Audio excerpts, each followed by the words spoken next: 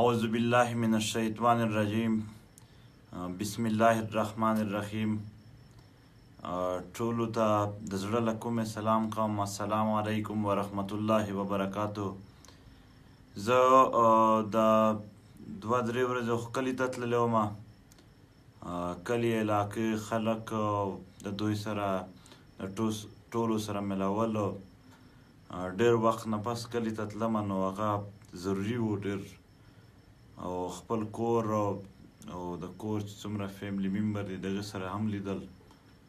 نو د علاقې خلک هم ډېر پر امید و، او بیا لکه تیر وزیرستان داسې هغه د خوښۍ ول وخت راتله، د شپې ټیم چې هغه یو بل سره ملول، راتګ راتګ، نو ډېر خوند یې وکړ. او د وطن بچیان، زنانه، سړي ټول ښه بیدار وو. او چې راغلم د څه لږ د ملګرو او نورو کسانو وی چې د څه کیسو سره لږ هغه کنفیوژن نمونه دی. اول خبره د مذاکراتي کمیټي وه. نو مذاکراتي کمیټي بیخي بالکل دا خبره ټیک ده چې هغه پوره یعنې 100% هغه ته ټیک نه شویلی. په هغه کښې به انشاءالله نن ورځ موږ امینډمنټ وکړو، په هغه کښې به ترمیم وکړو، څه به ځینې کم کړو، څه به نور ورته راواچوو. نو انشاءالله دغه کار به پکښې وکړو، او داسې څه هېڅ مسله هم نشته دی. او بیا دا ډېر د ځوانانو کار هم نه دی، دغې ته موږ ډېر مشران کسان ساتل غواړو. دا چې کومه جرګه مذاکراتي کمیټي ده یا جرګه ده مذاکراتي، دغه مکمل اختیارات د دوی سره نه وي. دوی زموږ سره پوښتنه کوي په دې باندې. باور وساتئ، کله هم دا نشي کېدی چې موږ داسې په اسانه یا داسې په څه شي طریقه سره. اول خو ټول کسان داسې دي چې هغه به داسې دوکه کي هم نه بیخي یې نه کوي. بیا هم د ټولو سره به مشوره وي. دا خو به یوه خبره راځي په سوشل میډیا به تاسو وینئ چې هغه وشول دغه وشول. په منځ کښې به داسې ټیم وي چې موږ او تاسو به ښه کافي سوچ ورته کولی شو.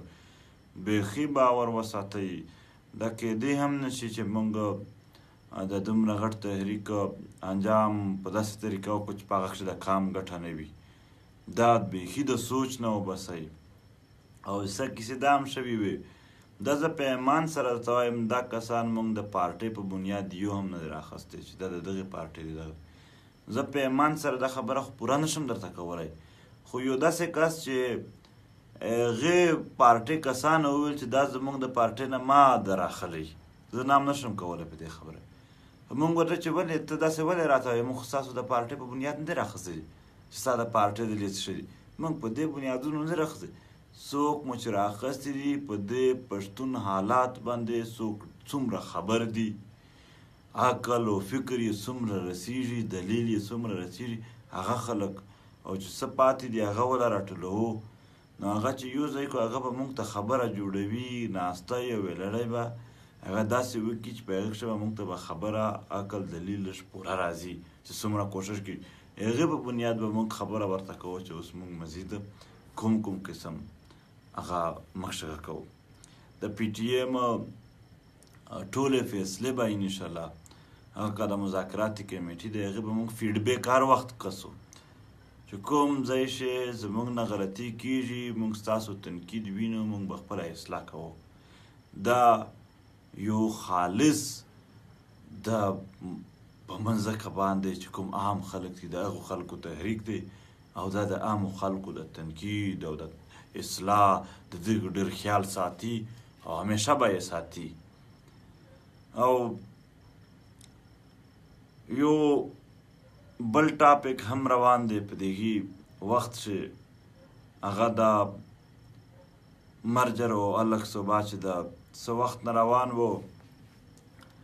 ورونو اول ورځې نه د پی ټي ایم په مطالباتو کښې نه خو الګ صوبا وه نه مرجر و. او ذاتي ما دا ویلي دي چې زه چې تر څو پورې پی ټي ایم جوړ شوی په دې نه پسه نه د مرجر د فیصلې چې کوم عمل دی هغه ته به ځم، نه د الګ صوبې ورته د دغې نه ځان بیخي ایخوا ساتم. د دغې وجه ده او ډېره واضحه وجه ده چې کوم عام خلک، عام اولس، عام متاثر خلک، عام د ژوند نه ستړي خلک په کومو خبرو مونږ راچه کړی وو، هغه د اول ورځې نه تر اوسه پورې واضحې دي. په هغې کښې په دا کیسه مونږ خلک لا نه وو راچه کړي. د دوی سره مونږ دا کمیټمنټ نه و کړی چې دغه شي ته به هم مونږ وردنګ وو. بله وجه دا ده چې یو ځای مونږ مطالبې ایښي دي، هغه مو لا نه دي پوره کړي چې مونږ هغه پرېږدو او یو بل ټاپک راواخلو. بیا دا ټاپک هم داسې دی چې کار کوي.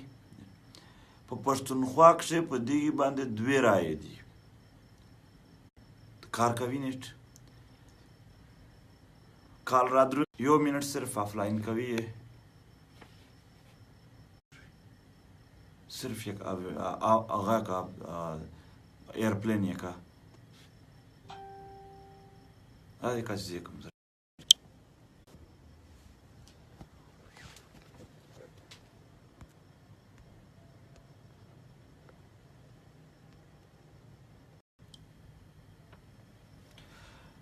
نو په دغې باندې 2 رایې دي. که څه هم د مرجروال وایي چې مونږ زیات یو، خو دومره چې وایي چې د مرجروال 50% دي. که څه هم د الګ صوبه والا وایي، خو دومره خو به سړی وایي چې 50% هغه هم دي. نو د پښتون وطن رایې په دې باندې تقسیم ده. ولې مونږ دا نورې مسلې د دغې تقسیم مسلې د وجې هغه هم تقسیم کو، هغه جدوجهد هم تقسیم شي. او بیا دلته غټه د خلکو سره د الګ صوبې هم آلریډي یو پلیټفارم موجود دی او د مرجر هم آلریډي یو پلیټفارم موجود دی. د مرجر لپاره اواز اوچتولو والا خلک شته دی، یو پوره یو پلیټفارم یې دی. د یوازې صوبې دپاره هم یو پلیټفارم شته دی او جدوجهد یې شته دی. داسې یو جدوجهد په هغه کښې خالص دلته د مرګونو د حساب خبره وي، د لاپته افراد خبره وي، په دې خاوره باندې د جنګ خبره وي. خالص داسې بل شی مونږ سره پلیټفارم نشته دی. مونږ که دغه پلیټفارم هم د چا سره اټیک کړو یا د چا په حق خبره وکړو، نو دغه یو داسې کار چې هغې نه اوس هم خلکو ته ډېرې ګټې راځي، د چا په ژوند څخه اسانتیا راځي، د چا امیدونه ځنه جوړ شوي دي، د دغې وطن نه د جنګ د ورکولو کیسې دي، هغه مونږ بیا ډیوایډ کوو په خپله. ځینې خلک دا تبصره کوي، زمونږ په زړه نه لګېږي چې دا عین په دغې وخت چې دغه ټاپک راچګول، مرجر کول، بیا مرجر نه بعد احتجاجونه، دا ټاپک چینج کول، دا چې پلین نه وي. خو مونږ په دې خبرو باندې یقین نه لرو. مونږ وایو دا هر شی چې څه کېږي هم ولس خپلې رایې لري. او بیا یوه خبره ظاهره ده، ګورې چې څوک هم دي هغې ته د احتجاج حق شته دی. په هغې باندې تشدد مونږ مذمت کوو. چېرته هم په عام شهري په جلوس او احتجاج باندې تشدد کیږي، د هغې مونږ مذمت کوو، لکه نن چې تشدد شوی دی. او د یو بل رایې ته احترام هم د خپلو ملګرو ته زموږ دا خواست دی چې ټیک ده پي ټي ایم خپل هم نیم ملګري به داسې وي چې هغه به مرجر غواړي، نیم ملګري به داسې وي چې هغه به یوازې ځان ته صوبه غواړي، نیم ملګري به بله رایې لري.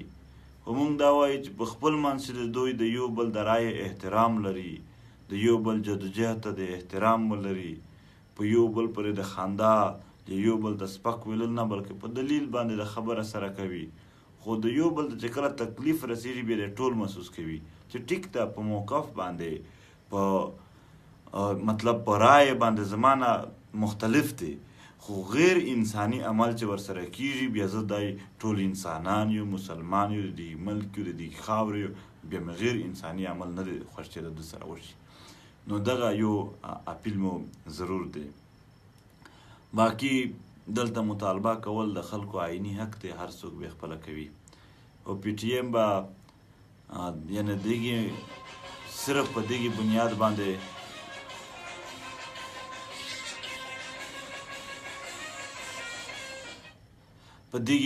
باندې چې چې د تیار چې کوم کاز روان دی، د تیار چې کومې مطالبې روانې دي هغه هم یو مهمې دي.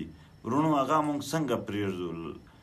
ډېرې زیاتې خوندې مندې په انتظار دي، ډېر په ژړا او په غوږ کې به نوښت تېروي. هغه که موږ داسې بې اثرې پرېږدو. تاسو خو به ډېر ملګري دا ووایي چې دغې ټاپک ته پي ټي ایم که ور ودانګي، خو دا که کله ور ودانګل هلته به ته ریزلټ وینې چې هغې څه جوړېږي، بیخي به ښه نه وي. زموږ د اتحاد د ختمولو ډېر غټ غټ پلانونه جوړېږي، ډېر غټ غټ پوزیشنونه جوړېږي، ډېر غټ غټ حالات پیدا کېږي. هغه کښې که موږ په خپلو مطالبو په خپل غه باندې استقامت نه وکړو، دا به رانه مات شي. بیا چې یو ځل دا یې مات شي، بیا د پي ټي ایم هر ملګري ته د دې نه نقصان دی، د دې خاورې هر بچي ته بیا د دې نه نقصان رسېږي. او بیا دلته په سوات جلسه کښې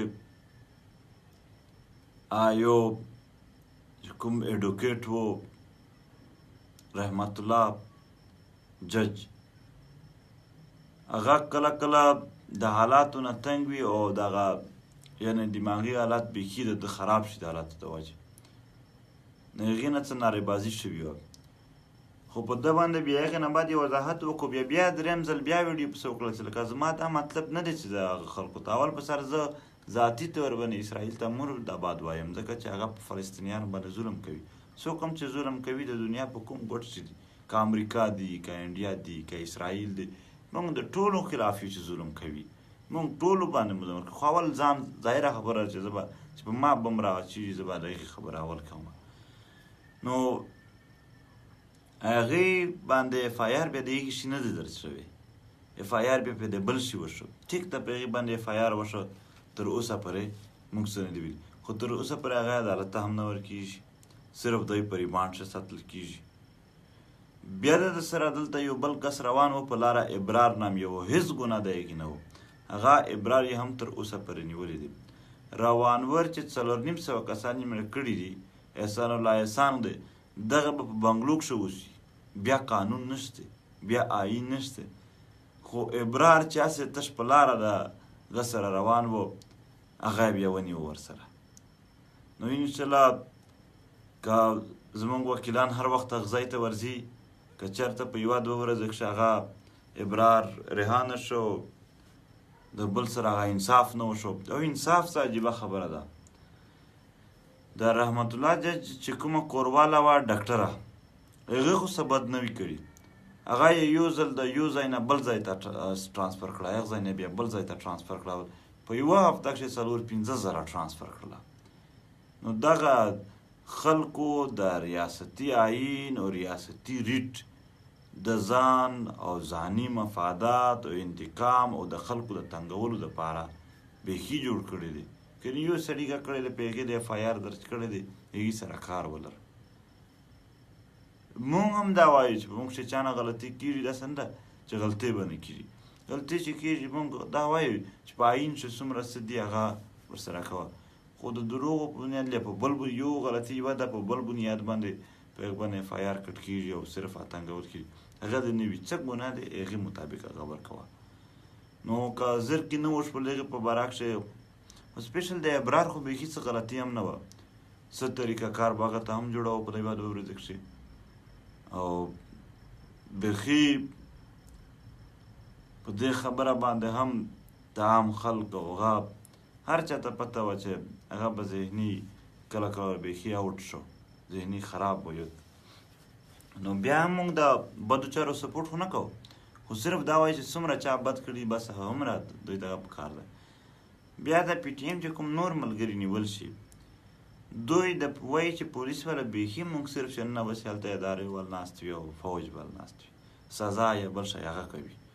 نو دومره خو هم نه هایجک کېږي یو شی، دومره هایجک دی ټوټل سیسټم.